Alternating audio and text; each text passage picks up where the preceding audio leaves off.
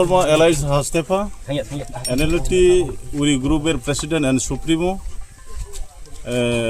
আজকে আমাদের এখানে এটা হাটাইকতর লোকেশনটা জয়েন্টলি আমরা রাস্তা অবরোধ করেছি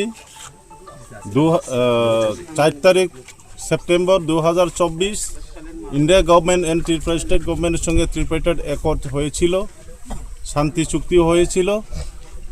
তো এখানের একতের ভিতরে কিছু যে গভর্নমেন্ট এজেন্সিসরা যে অন্য একটা সৈন্য করতে চেষ্টা করেছিল, তার কারণে আমাদের যে কেদার এবং পাবলিক এবং জনগণ পিপ্রাসারা আমরা মিটিং করে বৈঠক করে ডিসিশন নিয়েছি যে এটা যেন ঠিক করা হোক।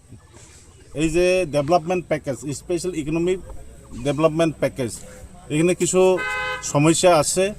সেই সমস্যার কারণে আমরা এই সিদ্ধান্ত নেওয়া হয়েছে এবং আমাদের অল ক্যাডার্স NLFT NATTF এর ক্যাডারদের সমস্যা হয়েছে। সেই সমস্যার কারণে ক্যাডারদের তরফ থেকে প্রেশার আছে যে 2 বছর হয়ে গেছে আমাদের এখন একট হয়েছে, থাকতে চলাফেরায় ইনকাম সোর্সের জন্য অনেক প্রবলেম হয়েছে, যার কারণে আমরা বাধ্য হয়েছি যে আমরাও চাই না যে রাস্তা অবরোধ করে একটা সমস্যা প্রবলেম স্ট্যান্ডিং করতে আমরাও চাই না।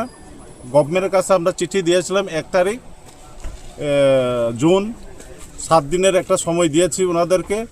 তো ওই 7 দিনেও ওনাদের থেকে কোনো রিপ্লাই আসেনি। এরপরে আমরা আবার